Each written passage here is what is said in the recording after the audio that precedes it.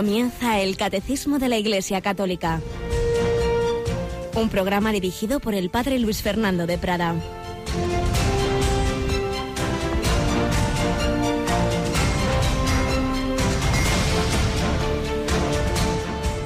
Alabados sean Jesús, María y José. Muy buenos días, un cordialísimo saludo, querida familia de Radio María. Entramos en la segunda parte del mes de marzo, vamos avanzando en la Cuaresma. El Señor sigue llamando a nuestro corazón, como llamaba a las puertas de un corazón duro, porque, según la parábola, había un hombre rico que se vestía de púrpura y de lino y banqueteaba espléndidamente cada día.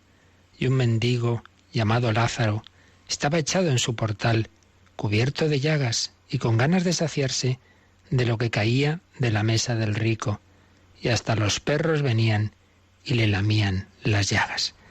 Es esta parábola de Pulón y Lázaro que se proclama en el Evangelio de la Santa Misa de hoy, y donde, por desgracia, pues vemos algo que ocurre muchas veces. Estamos encerrados en nuestro pequeño mundo, ese hombre rico, encerrado en su casa, vestido de lujo, banqueteando espléndidamente. Y no pensemos, bueno, son los multimillonarios, pues tantas veces nos pasa a nosotros y no nos damos cuenta de tantas personas pobres de un aspecto o de otro. Puede ser en lo económico, en la salud, en las cualidades, en lo espiritual.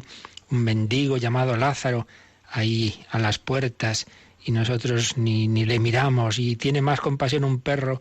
Y a veces esto ocurre, alguna vez lo hemos visto, una persona en la calle pues acompañado por su perro y las personas humanas ni le miramos. Mueren los dos, uno se va al seno de Abraham, otro se va al infierno.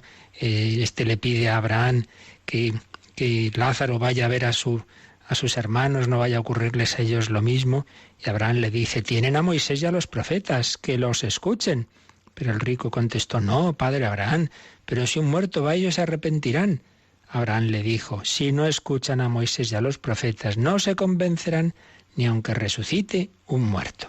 Precisamente el Santo Padre Francisco, en el mensaje de Cuaresma, ha tomado esta parábola y hacía esta reflexión. ¿Por qué el rico se encerraba en su egoísmo, en su soberbia? Pues porque no escuchaba la palabra de Dios. De escuchar a Dios, de escuchar su palabra, brota nuestra conversión. Lo estamos haciendo, estamos intensificando en esta Cuaresma la oración, la lectura y meditación de la palabra de Dios, y desde ahí buscar al Señor también en las obras de misericordia. Pues así se lo pedimos. Tenemos con nosotros a Mónica Martínez. Muy buenos días, Mónica. Muy buenos días, padre. Ya no es tu hora, ya no solo las 3 de la tarde, sino las 8 de la mañana. Aquí cuando haga falta. Eso es. Bueno, y mañana serán las 5 de la tarde, porque mañana tenemos un evento muy especial que tiene mucho que ver con la Cuaresma, ¿verdad? Así es, un acto penitencial con el Papa Francisco. Desde la Basílica de San Pedro, esas celebraciones penitenciales que se suelen hacer en las parroquias, sobre todo en estos tiempos fuertes, pues también se hacen en San Pedro. Y allí pues tenemos esas lecturas que nos hablan de la conversión, examen de conciencia, habrá una pequeña homilía del Papa y a confesar.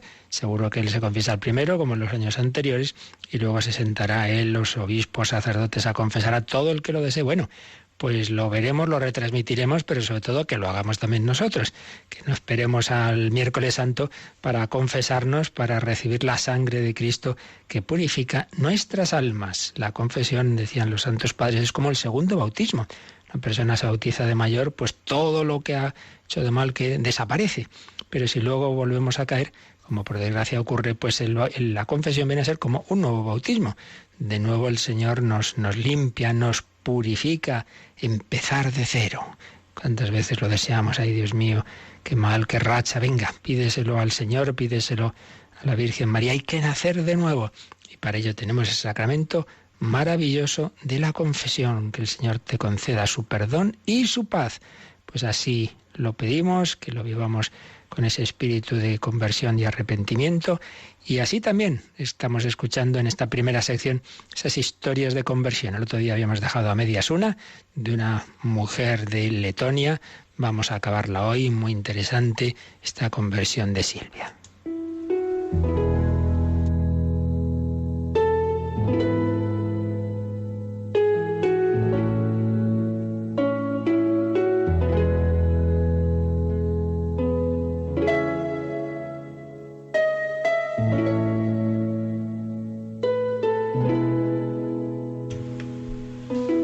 Estamos resumiendo del libro de José Miguel Cejas, El baile después de la tormenta, que son relatos de disidentes de lo que fueron países bajo la Unión Soviética y en este caso de Letonia. Estamos resumiendo, digo, el proceso testimonial que le contó a ella misma, al autor del libro, de Silvia, una mujer letona. Ella y su marido, médicos que se dedicaban a hacer abortos, muchos abortos, no creyentes, como en general pues esa generación educada en el ateísmo bajo la Unión Soviética, y todo les parecía que les iba muy bien, el trabajo, la familia, hasta que el marido, Jens, fue infiel con otra mujer. Eso genera una gran crisis, están a punto de romper el matrimonio, también empiezan a plantearse el tema del aborto, se dan cuenta de que eso no son células, que son niños, que son personas humanas. En ese momento están en esa crisis y ella recordaba, Silvia, cuando era pequeña, recordaba el único testimonio de fe que había vivido, y era su abuela, que la miraba, rezaba el rosario y le decía: estoy rezando a la Virgen por ti. Pues bien, en plena crisis matrimonial y de trabajo, sigue diciendo Silvia este testimonio que contó: un día me sucedió algo humanamente inexplicable. Tengo que encontrar a Dios, pensé. Siempre que cuento esto me suelen mirar como diciéndome: Silvia, te has saltado un capítulo de la historia. No, fue así. De pronto, Dios se hizo presente en mi vida y en la de mi marido. Él se puso en contacto por correo electrónico con un pastor luterano muy conocido en Letonia, que le aconsejó que leyera los Evangelios. Yo también lo hice y empezamos a comentarlo entre nosotros. Eran las únicas conversaciones que no acababan en discusión. Un día, el pastor le hizo ver que debía dejar de hacer abortos definitivamente. Me lo comentó y estuve de acuerdo, pero no nos podíamos conformar con eso. Pensamos que además debíamos impedir que otros lo hicieran. Hablamos con los 5 ginecólogos que nos ayudaban y decidieron dejar de hacerlos. Ninguno de ellos era creyente. Mientras tanto, había ido naciendo dentro de mi alma un afán que pocos años atrás me hubiera parecido absurdo, extraño, incomprensible: el deseo de comulgar. Los católicos adultos que han comulgado desde pequeños no pueden entender esto, lo mismo que las personas que no tienen fe. Cuando ese deseo se apodera de tu alma, estás dispuesta a superar lo que sea, con tal de alcanzarlo. Te sientes como una persona perdida en medio del desierto, muerta de sed, que divisa a lo lejos un oasis. A partir de entonces, el único objeto de tu vida es llegar a Él. Tenía esta idea clara: solo podría perdonarme a mí misma y perdonar a Jens si acudía a la ayuda del Señor en la Eucaristía. Solo Él podría darme fuerzas para hacerlo.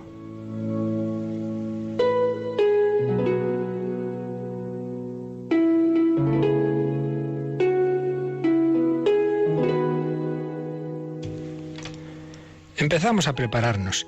El tiempo de catequesis se nos hizo larguísimo, pero a medida que avanzábamos en el conocimiento de la fe, Jesús nos iba dando respuestas con sus hechos y enseñanzas a las preguntas que nos habíamos formulado a lo largo de nuestra vida. Hintz hizo la profesión de fe y recibimos el sacramento del matrimonio. Ahora, gracias a la comunión y al sacramento de la confesión, nuestra vida ha cambiado por completo. Eso no significa que no discutamos nunca, pero Dios nos ayuda a seguir adelante.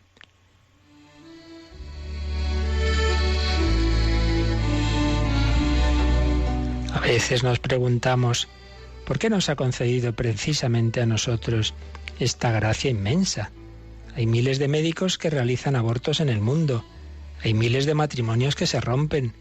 ¿Por qué nosotros no? Es un misterio.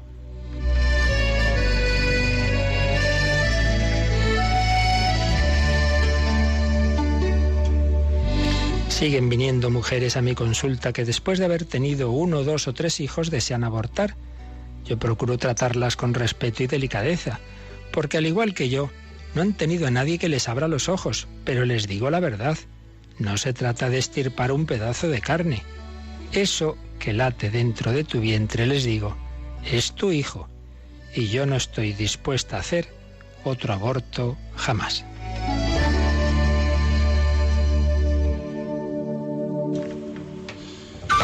En cada aborto hay una vida que late con fuerza en el seno de una madre y una mano que la interrumpe bruscamente, sirviéndose de un instrumento de muerte. En nuestra historia ha sucedido al contrario. Cuando todo nos abocaba a la destrucción propia y ajena, ha intervenido una mano que nos ha salvado de repente. ¿De quién es esa mano? Lo voy intuyendo cada vez que recuerdo a mi abuela sonriéndome mientras desgranaba el rosario con los dedos. Es una mano de madre que cura y sana, que da y protege la vida.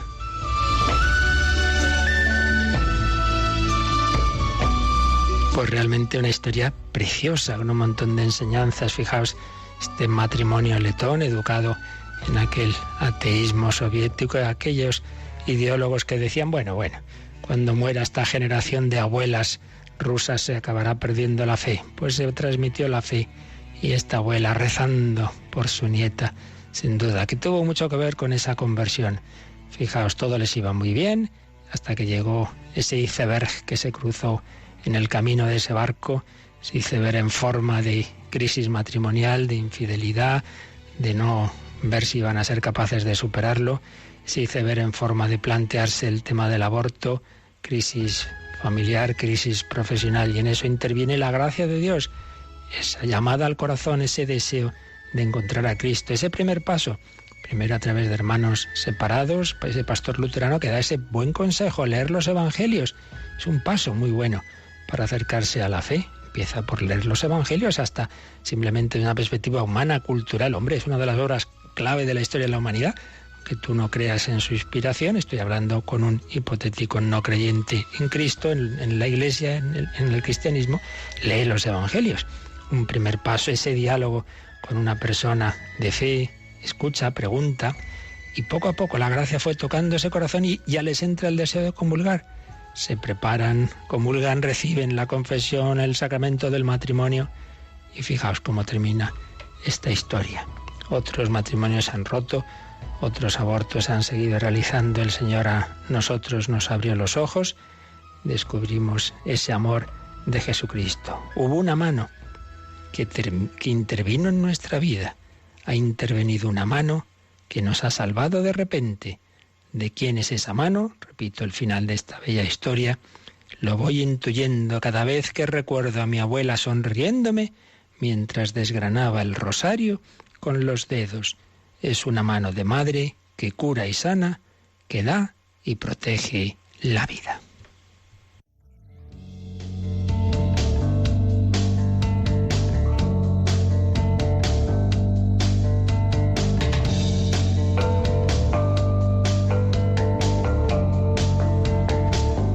Bueno, Mónica, había leído yo hace tiempo para mí esta historia, pero al releerla la casi me emociono. Qué preciosidad, ¿verdad? La verdad es que sí. La verdad es que es increíble todo lo que tenemos que aprender de los nuevos conversos, recuperar ese amor primero. Así es, así es.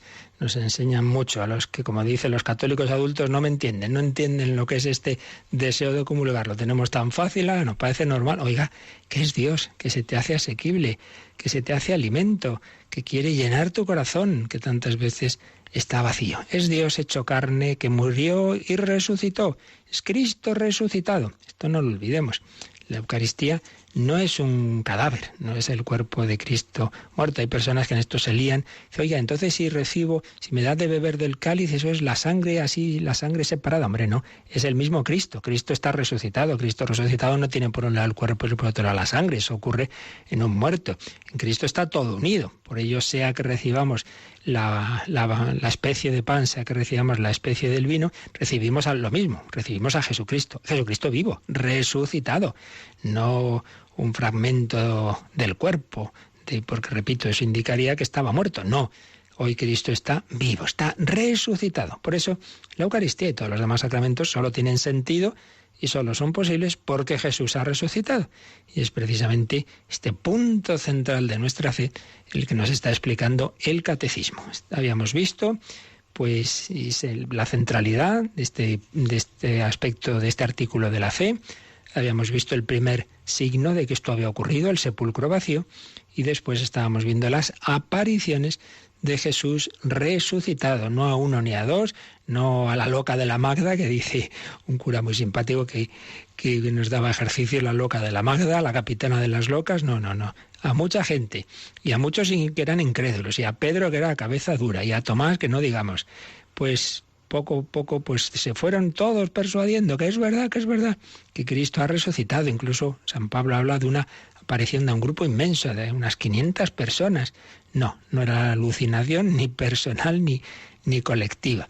Por eso, después de recordar esas apariciones, el Catecismo, en el 643 que ayer vimos, dice, hombre, ante estos testimonios es imposible interpretar la resurrección de Cristo fuera del orden físico, como si fuera simplemente una imaginación que uno subjetivamente lo ha pensado. Dice, pero hombre, estuvimos viendo ayer que precisamente los evangelios nos indican que aquellos a los que Jesús se fue apareciendo no eran nada propicios a creerlo, todo lo contrario.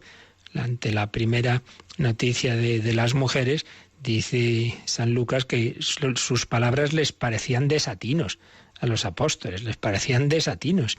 Y que Jesús, cuando se manifiesta a los 11 en la tarde de Pascua, les echó en cara su incredulidad y su dureza de cabeza, por no haber creído a quienes le habían visto resucitado.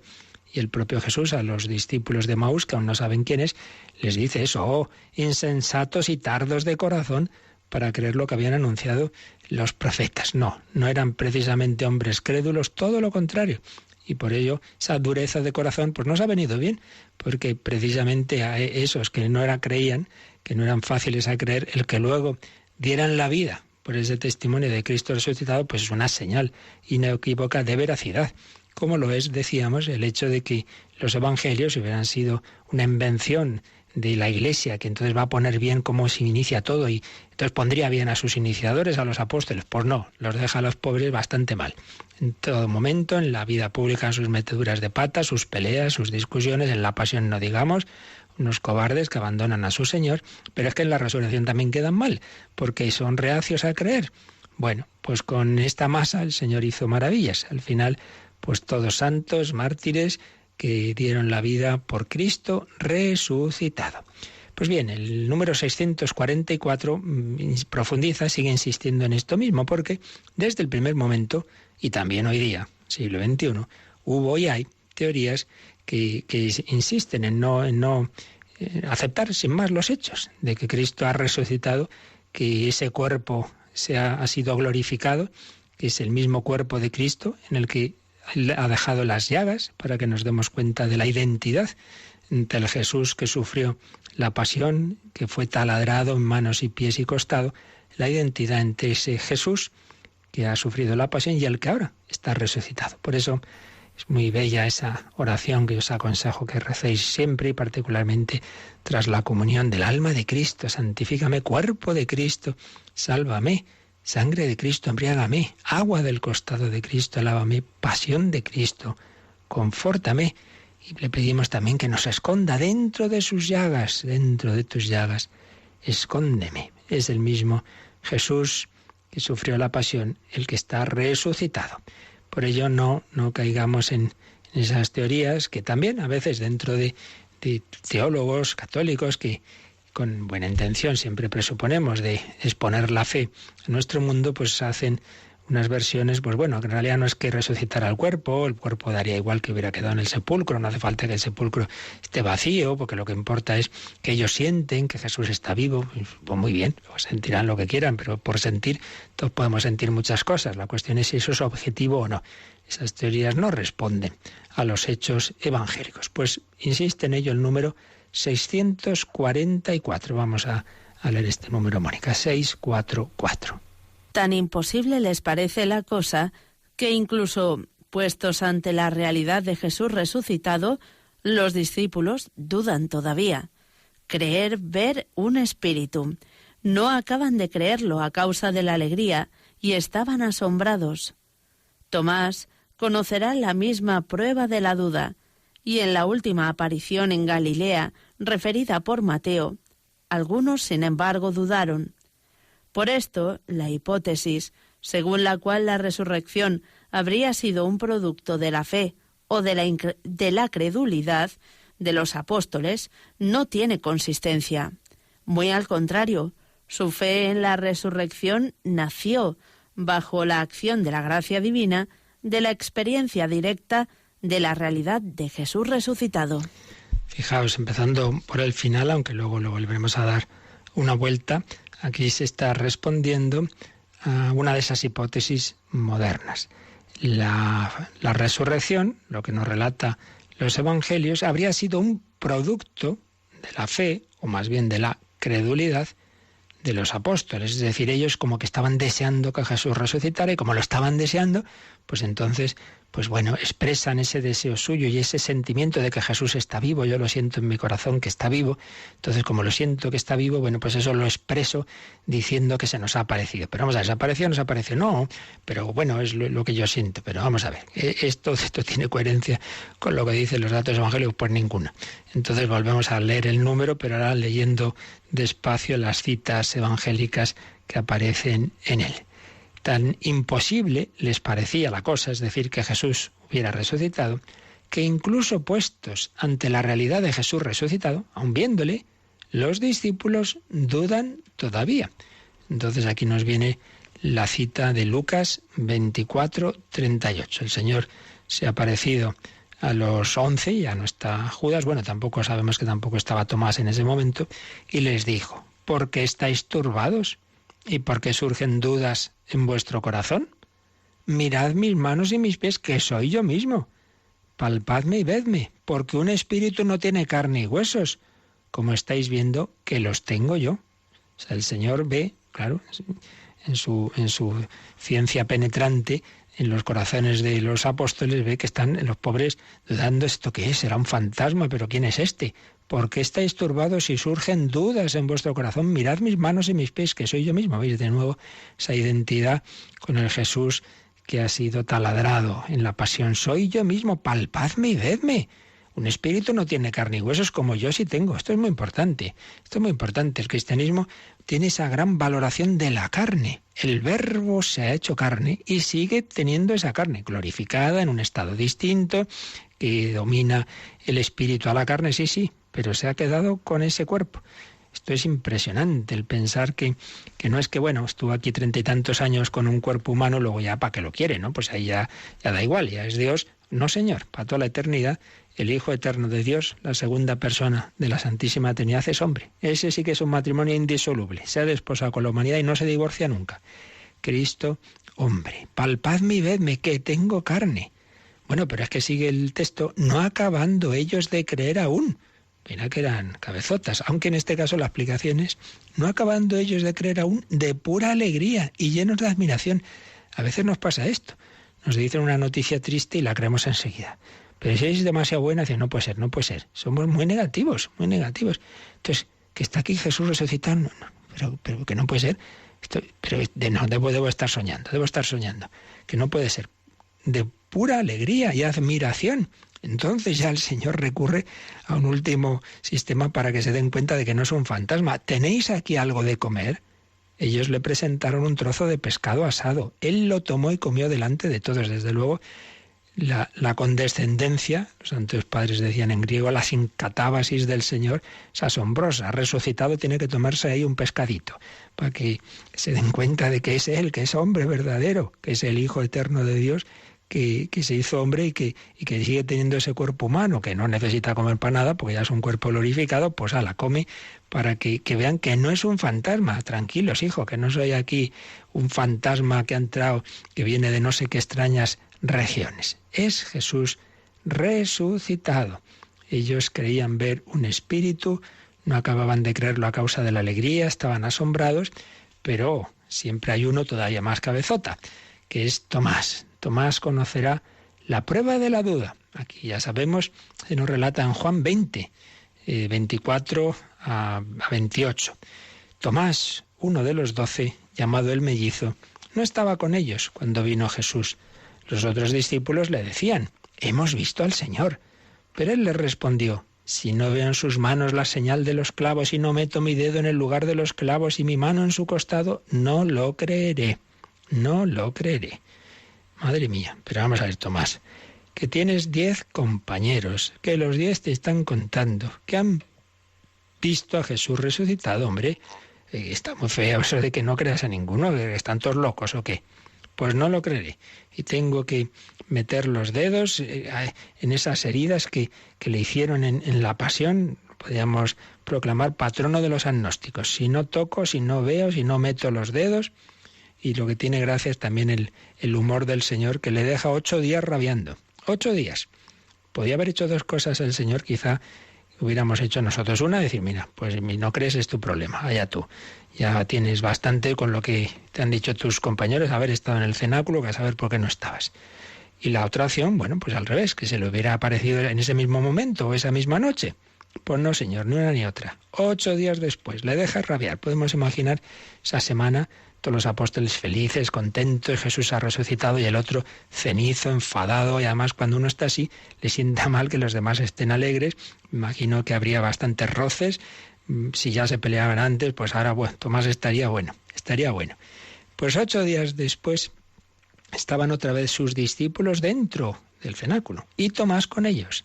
Estando bien cerradas las puertas, llega Jesús, se pone delante y les dice, paz a vosotros. Bueno, imaginad la escena, todos los apóstoles mirando a Jesús y a Tomás, seguro que de reojo dándose codazos, de ¿qué le dirá? ¿Qué le dirá? Y entonces, en efecto, el Señor se dirige a Tomás. ¿Qué momento? ¿Qué le va a decir? Trae tu dedo aquí y mira mis manos, trae tu mano y métela en mi costado y no seas incrédulo, sino creyente. Pues esto nos dice también el Señor a nosotros. Señor, me acabo de fiar de ti, trae aquí tu dedo y mira mis manos, trae tu mano y métela en mi costado y no seas incrédulo, sino creyente. Venga, tócame en la Eucaristía, en la comunión, en la oración, déjame que te toque en la confesión y no seas incrédulo, sino creyente. Y entonces el más agnóstico hizo al final el mayor acto de fe, que viene a ser como un resumen del Evangelio. Señor mío y Dios mío. Todos esos 4 evangelios que empiezan hablándonos de esa encarnación del Hijo de Dios en el seno de María, de ese Jesús que va manifestando su misterio, es el Mesías, es el Hijo de Dios, pero es el Hijo del Hombre que sufre la pasión y al final resucita. Todo culmina en esta escena, en que caigamos ante Él de rodillas, ante ese Jesús con las llagas que ha sufrido, que ha muerto por mí, y le digamos, Señor mío y Dios mío, mi Señor, el Señor de mi vida. No quiero tener otro Señor, no quiero adorar a nadie más que a ti, no quiero otros ídolos, quiero a ti, Cristo resucitado, Señor mío y Dios mío. Eres mi Dios, eres mi Creador, eres mi todo. Sí, Señor, creo en ti, te adoro, como los magos al niño de Belén, como María Magdalena, cuando se le presenta a Jesús resucitado, se postra ante Él y toca sus pies. Jesús le dice, déjame, que todavía no me he ido al Padre, como Tomás. Vamos también nosotros a agradecer al Señor que Él está con nosotros, que no es un difunto, que no es un cadáver, que no es un muerto, que está resucitado, que el sepulcro está vacío, que Jesús nos llama a cada uno por nuestro nombre, que busca a las ovejas perdidas, sean los de Maús, sea Pedro que le había negado, sea Tomás, sea la Magdalena. Jesús resucitado. No llores como ella, es que no sé dónde está el Señor. Búscale en tu corazón, haz oración, lee los evangelios, acércate a los sacramentos, acércate a la Iglesia y te encontrarás, cuando Él quiera, a Cristo resucitado. Una mujer al alba lleva un perfume de nardo en alabastro. Camina hacia la tumba donde yace el cuerpo del crucificado para ungir el cadáver del que fue el Mesías del pueblo de Israel. Se pregunta quién moverá la piedra cuando ya está empezando a amanecer. tumba está vacía y pregunta a un hombre si él se lo ha llevado. Él la llama María y ella reconoce al que ha resucitado. Rabuni se ha arrodillado a los pies del que dijo: buscad y encontraréis. Él la envía: pedidle a mis hermanos, volved a Galilea, allí me veréis.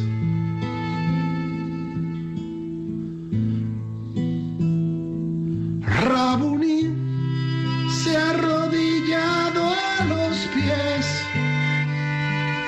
del Mesías, el verdadero rey. Él la envía: ve y dile a mis hermanos, volved a Galilea, allí me veréis. Él la envía: ve y dile a mis hermanos, volved a Galilea, allí me veréis. Están escuchando el Catecismo de la Iglesia Católica con el Padre Luis Fernando de Prada. Venid a Galilea, allí me veréis. También hace alusión el Catecismo a la última aparición en Galilea, donde algunos dudaron. Mateo 28, 17. Si lo cogemos desde el 16, dice así: los 11 discípulos se fueron a Galilea, al monte que Jesús les había señalado. Cuando lo vieron, lo adoraron, aunque algunos todavía dudaron. Otras traducciones estaban indecisos. Es decir, que realmente, en fin, no eran desde luego personas crédulas, así de estas que cualquier cosa, uy, ha habido una aparición, ay, he tenido una visión, me ha dicho, no eran así precisamente. Todo lo cual nos viene bien, precisamente para que nos demos cuenta de que nuestra fe no está basada en alucinaciones y en gente así histérica que enseguida oye voces y ve no sé qué, pues que hay que ver si es esquizofrenia o qué es el tema, ¿verdad? No está basado en ese tipo de experiencias, sino en algo objetivo. Por eso, repetimos el final de este número 644, la hipótesis según la cual la resurrección habría sido un producto de la fe o de la credulidad de los apóstoles no tiene consistencia. Muy al contrario, su fe en la resurrección nació, bajo la acción de la gracia divina, de la experiencia directa de la realidad de Jesús resucitado. Es decir, no es que como ellos querían que Jesús resucitara se lo imaginan, sino al revés. Ellos no estaban para creer nada de eso, estaban hechos polvo de que Jesús había muerto y no esperaban su resurrección. Entonces, porque ha resucitado y se les manifiesta y de estas formas tan claras que estamos viendo y con todos esos detalles y que no soy un fantasma y ala, dadme de comer y tocadme, porque ha hecho eso, es porque surge la fe en la resurrección. No es la fe en la resurrección la que genera un supuesto acontecimiento, sino el acontecimiento de Cristo resucitado que se les aparece el que genera esa fe. Es completamente lo contrario. Por eso es como siempre, una maravilla como lo explica esto Joseph Ratzinger, Benedicto XVI. No nos olvidemos que no como texto magisterial, siempre hay que distinguir las cosas que los papas pueden decir en un libro, en una entrevista, en una locución pues de tipo más bien privado, y lo que dicen como papas, que es lo que realmente nos vincula en magisterio según el grado, claro, del documento, etcétera. Pero en cualquier caso, un inmenso teólogo y gran sabio y santo sin duda también, Joseph Ratzinger, Benedicto XVI, en esta gran obra que nos ha dejado Jesús de Nazaret, el tercer volumen, desde la entrada en Jerusalén hasta la resurrección, pues explica esto. Vamos a resumir este punto, lo que nos dice ahí, que siempre es bueno que lo leáis. ¿Qué pasó allí? Se encontraron ante un fenómeno totalmente nuevo. Por más que la realidad de lo acontecido se les presentara de manera tan abrumadora que les llevara a dar testimonio de ella, esta seguía siendo del todo inusual. Quiere decir que entre los judíos sí que esperaban una resurrección, pero al final de los tiempos. El que hubiera una resurrección así, escatológica, en ese momento, no al final de los tiempos, no era algo que entrara en sus categorías, porque aquellas otras resurrecciones que Jesús había hecho de la hija de Jairo, del hijo de la viuda de Naín, y la última, la de Lázaro, señala Joseph Ratzinger que eso no es lo que ha ocurrido en este caso, no es pasar a una nueva dimensión, sino que revivieron, volvieron a esta vida de aquí, pero seguían siendo cuerpos mortales y de hecho se volverían a morir ya definitivamente. Si eso es lo que hubiera ocurrido con Jesús, señala Benedicto XVI, esa resurrección no tendría para nosotros interés alguno, no tendría más importancia que la reanimación, por la pericia de los médicos, de alguien clínicamente muerto. Para el mundo en su conjunto y para nuestra existencia nada hubiera cambiado. Si simplemente hubiera sido eso, hubiera sido como Lázaro, que vale, vuelve a la vida y luego se vuelve a morir, pues bueno, pues vale, se prolonga la vida unos años, nada más. No es eso. La resurrección de Jesús es algo completamente diferente. Es un romper las cadenas para ir hacia un tipo de vida totalmente nuevo. Jesús ha inaugurado una nueva dimensión de ser hombre. Es una especie de mutación decisiva, por usar analógicamente esta palabra propia del lenguaje de la evolución, un salto cualitativo. Se ha alcanzado una nueva posibilidad de ser hombre. Y esa posibilidad es así que interesa a todos. Abre un futuro, un tipo nuevo de futuro para la humanidad. Por eso Pablo ha vinculado la resurrección de los cristianos con la resurrección de Jesús. Si los muertos no resucitan, tampoco Cristo resucitó, pero Cristo resucitó, y así también nosotros resucitaremos. Él ha entrado en una vida distinta, nueva, en la inmensidad de Dios, y desde allí Él se manifiesta a los suyos. Sí, la fe judía conocía, esperaba la resurrección de los muertos al final de los tiempos. La vida nueva estaba unida al comienzo de un mundo nuevo. Si hay un mundo nuevo, entonces existe en él un modo de vida nuevo. Pero la resurrección a una condición definitiva y diferente, ahora aquí en pleno mundo viejo, eso no estaba previsto. Con eso no contaban, eso no estaba en ese imaginario de los judíos ese tiempo. Por eso los apóstoles no se lo esperaban. Pero el Señor lo había anunciado. Claro, tampoco esperaban un Mesías crucificado. Todo ello requería leer la Escritura, releerla de un modo nuevo. La nueva lectura de las Escrituras solo podía comenzar después de la resurrección, porque únicamente por ella Jesús quedó acreditado como enviado de Dios. Entonces ahora había que identificar ambos eventos, la cruz y la resurrección, en la Escritura, entenderlos de un modo nuevo y llegar así a la fe en Jesús como Hijo de Dios. Pero esto significa que para los discípulos la resurrección era tan real como la cruz. Presupone que se rindieron ante la realidad, que después de tanto titubeo, tantas dudas, tanto asombro inicial, ya no podían oponerse a la realidad. Es Él, es verdad, es Él, está vivo, nos ha hablado, le hemos tocado. La paradoja era indescriptible. Por un lado, Él era completamente diferente, no es un cadáver reanimado, sino alguien que vivía desde Dios de un modo nuevo y para siempre. Y al mismo tiempo, Él estaba presente, de manera real, en su plena identidad. Oye, que hemos comido con Él. Así se explica la peculiaridad de los testimonios de la resurrección. Hablan de algo paradójico, algo que supera toda experiencia. Y entonces, pues como siempre hace Joseph Ratzinger, como buen intelectual que dialoga con su tiempo, con la cultura moderna, se pregunta, ¿pero podemos nosotros, personas modernas, dar crédito a testimonios como estos? El pensamiento ilustrado dice que no, ilustrado entre comillas. Pues esos hombres modernos que se creen ya que saben mucho. Entonces cita a un autor alemán que dice que después del cambio de la imagen científica del mundo, las ideas tradicionales sobre la resurrección de Jesús han de considerarse obsoletas. Ah, muy bien. Entonces se pregunta Benedicto XVI, ¿qué significa eso de la imagen científica del mundo? ¿Hasta dónde alcanza su normatividad?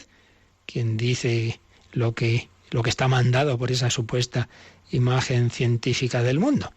Naturalmente, claro, ya lo sabemos, no puede haber contradicción alguna con lo que constituye un claro dato científico. Pero una cosa es el dato científico seguro, que está atestiguado, y otras son las ideologías que tantas veces hacemos y que hacen pues los científicos ya no como científicos, sino como hombres, que todos tenemos nuestra filosofía particular, entonces ya decidimos lo que puede ser y lo que no puede ser.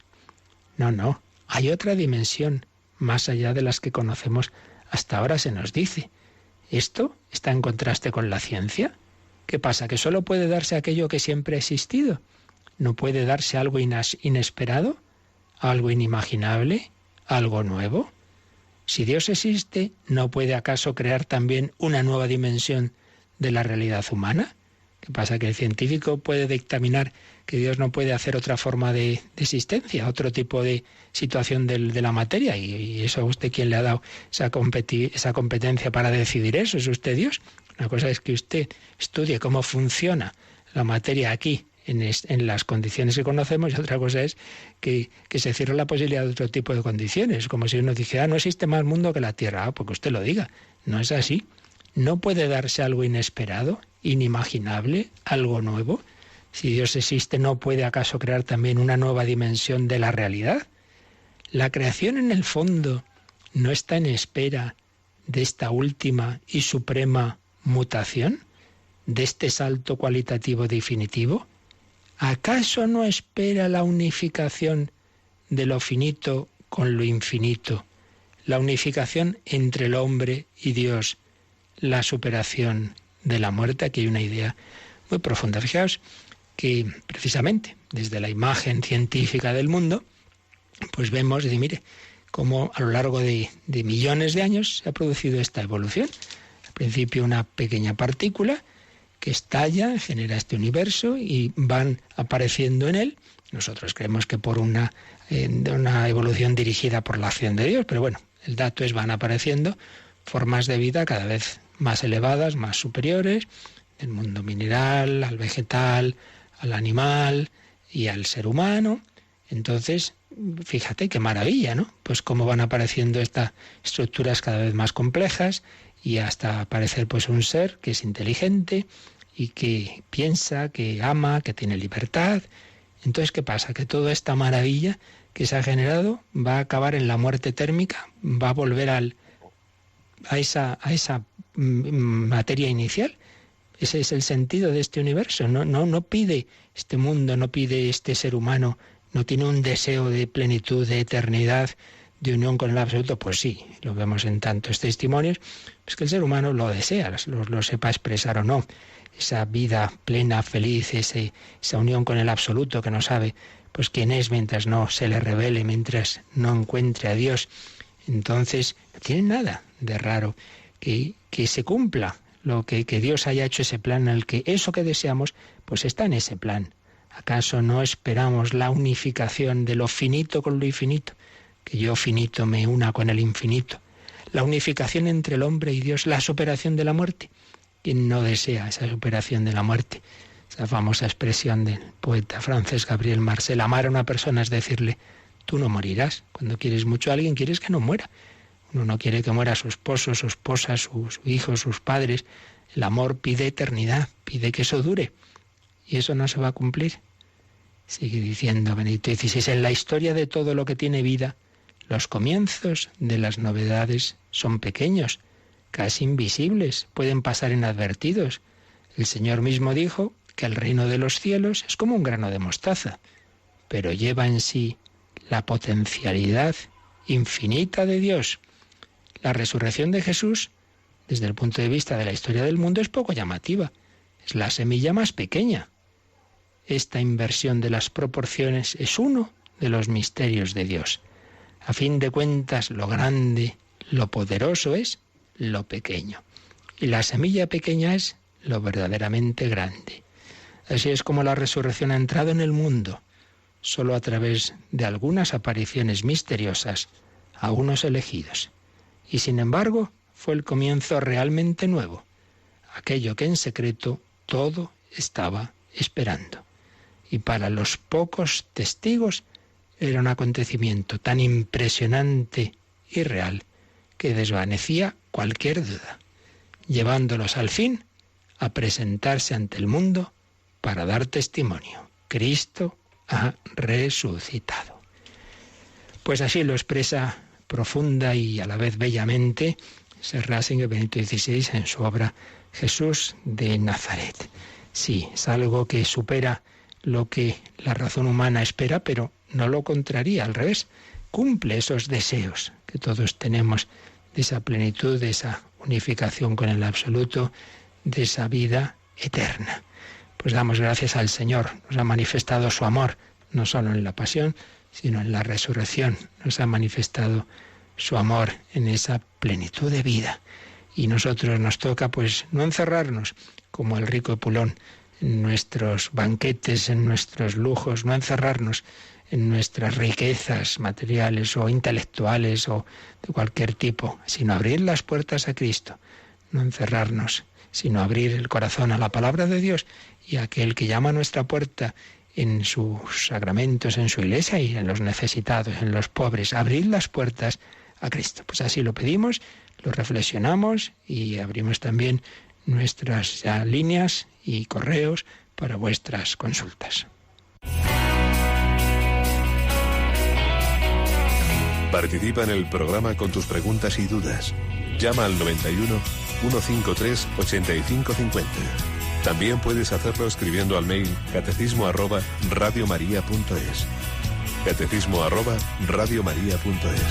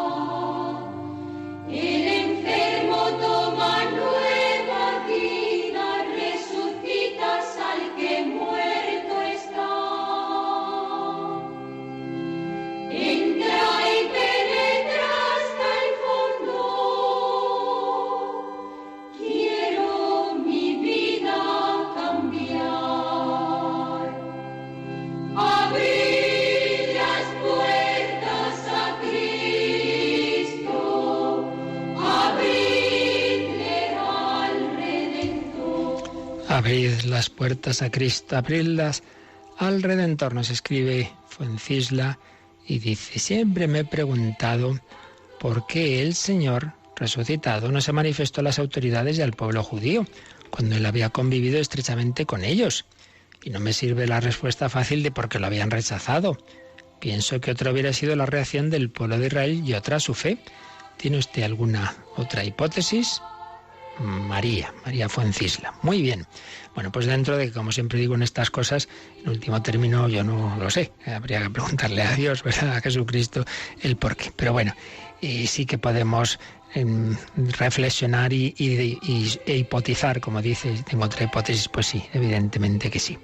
¿Y por dónde iría la cosa? Bueno, pues parece claro esto. En toda su actuación, el Señor no ha querido ni quiere ahora un tipo de manifestación que obligue a creer, digamos, cuando si te aparece el Señor deslumbrante y está ante tus ojos claro, uno dice, mira chicos, pues esto como que no tengo más que aceptarlo y creerlo. No. Como el Señor busca que le amemos, respeta nuestra libertad. Y entonces nunca es algo deslumbrador, nunca es algo que aquí lo tienes clarísimo. Y de hecho, si nos fijamos, claro, ya en su vida pública hubo grandes milagros. Sí, pero a pesar de todo, hubo quien creyó y quien no creyó. Y el caso más claro, la resurrección de Lázaro. Claro, nos dice Fuentes, hombre, si hubiera aparecido el Señor, hubieran creído en él, o no. Porque no nos olvidemos de que cuando resucita Lázaro, muerto de 4 días, dice el Evangelio que algunos creyeron, pero también dice que otros justo entonces decidieron que había que matarlo. Entonces no está tan claro, ni mucho menos. Y recordemos el Evangelio, cuando el de Pulón y Lázaro, que dice, no, pues si va a verles Lázaro se convertirán, y dice, si no escuchan a Moisés y los profetas, tampoco se convertirán aunque resucite un muerto. Y yo puedo decir que nos contó un sacerdote que ya murió, que él, y esto no es una cosa que has oído a no sé quién o no, él conoció a una persona que estuvo en un evento muy, en fin, estremecedor de una persona que había muerto y que de repente se revivió y dijo unas palabras tremendas y que bueno, fue un impacto muy grande. Quien estaba, una persona que estaba ahí con mala vida, pues se convirtió, sí, se convirtió y se desconvirtió al poco tiempo. Bueno, no, debió ser una imaginación, tal, que no es el tema. Por más que el Señor nos dé pruebas y se aparezca y no sé qué, la cuestión está en el corazón humano, al que Dios no fuerza. Por eso no creas, María, que porque se hubiera aparecido el Señor se hubieran convertido. Eso se convierte el que busca la verdad, el que busca a Dios. Entonces, ¿a quién se manifiesta el Señor? A los que le buscan y le aman. A la Magdalena, a los apóstoles. Es una cuestión de amor, pero es una cuestión también de una gracia que se ofrece sin imponer, respetando la libertad. Por ahí va la cosa. Mónica, ¿tenemos alguna llamada? Así es, nos ha llamado una oyente que prefiere mantenerse en el anonimato, sí, y nos pregunta, nos explica que hace tiempo fue a confesar, el sacerdote no la quiso confesar en el confesionario y dice que ya tiene entendido que si no hay razón tiene que confesarla allí. ¿Qué debería hacer en la próxima vez si le pasa lo mismo? Hombre, ¿qué debería hacer? Pues no lo sé, depende de cada circunstancia. Es verdad que todo fiel tiene derecho a confesarse como quiera y una de las opciones, evidentemente, la primera y más habitual, digamos, es esa, ¿no? Confesionario, que tiene una serie de ventajas que no son absolutas. Y es verdad que hay veces en que es mucho mejor hacerlo en otro contexto, ¿no? Pero claro, el fiel tiene derecho. Entonces, si el otro le dice, no, pues tiene que ser así, pues tiene dos opciones. El fiel dice, pues vale, pues a mí no me gusta, yo quiero aquí, por tanto, pues nada, ¿qué va a hacer? No va a obligarle al cura. Pues claro, no tiene usted que quedarse aquí, si no quiere, pues me voy, pues ya está. Entonces, elegir eso. Pero vamos, tampoco es que sea una falta de esas de que ha hecho mal la consagración de misa. No, pues, hombre, me parece mal, porque el sacerdote debe, pues eso, respetar la libertad y las opciones del fiel. Pero en fin, que el fiel ahí elija, pues si usted no quiere aquí, pues nada, ya me confesaré con otra persona, ¿qué le vamos a hacer? ¿Qué más? También nos ha llamado Jesús de Madrid, que pide que comente una frase de Santa Catalina de Siena que decía, basta ya de silencio, que por haber callado el mundo está podrido. No sé. Uy. Sí. Pues no sé, es que así de repente una frase de estas que yo no conozco, pues no sé muy bien, no sé a qué se refiere. Supongo, pero claro, a ver, ¿a quién se la dice esa frase? A lo mejor se la decía, como Santa Catalina de Siena no tenía pelos en la lengua, y a los papas se las cantaba, quedaba tan fresca, ¿verdad? A lo mejor se la decía a uno de los papas con los que trató, ¿no? Basta ya de silencio, o a algún obispo, o yo que sé a quién. Que es verdad que a veces por nuestros silencios, por callar, pues claro, no anunciamos la verdad y eso pues es muy malo, es evidente, ¿no? Hace daño al mundo, pero en fin, es que tampoco sé decirle, si supiera exactamente en qué contexto a quién se la había dicho, quizás sea esto, ¿no? Podemos entenderla en ese sentido, de que hay silencios buenos, hay silencios a los que Dios nos llama, pero hay silencios muy malos. Y de hecho la Escritura habla de los perros mudos, ¿no? Que cuando se acercan ahí los lobos no ladran, ¿no? Pues hombre, muy mal. Pues es verdad que aquel que tiene obligación de decir la verdad y de denunciar los errores y se calla, pues eso puede contribuir, claro que sí, a la extensión del error. Bueno, pero eso no pensemos en los demás. Cuidado con ver la viga la mota en el ojo ajeno, ¿no? Sino cada uno piense, oye, tú padre de familia, en tu ámbito, en las personas que tienes encomendada, en tu catequesis, pues eso, anuncia la verdad, avisa de los errores y eso es lo que tú tienes encomendado. Agradecemos también correos más de tipo personal, de Gabino, de Margarita, alguna duda queda por aquí, pero bueno, ya queda para el próximo día, para no alargarnos de nuestro tiempo. Pues pedimos al Señor su bendición y que nos ayude este jueves eucarístico, jueves sacerdotal, porque la Eucaristía no es una cosa, sino una persona viva, de corazón palpitante, porque en ella está Cristo resucitado. A Él le pedimos su bendición, la bendición de Dios Todopoderoso, Padre, Hijo y Espíritu Santo, descienda sobre vosotros. Alabado sea Jesucristo.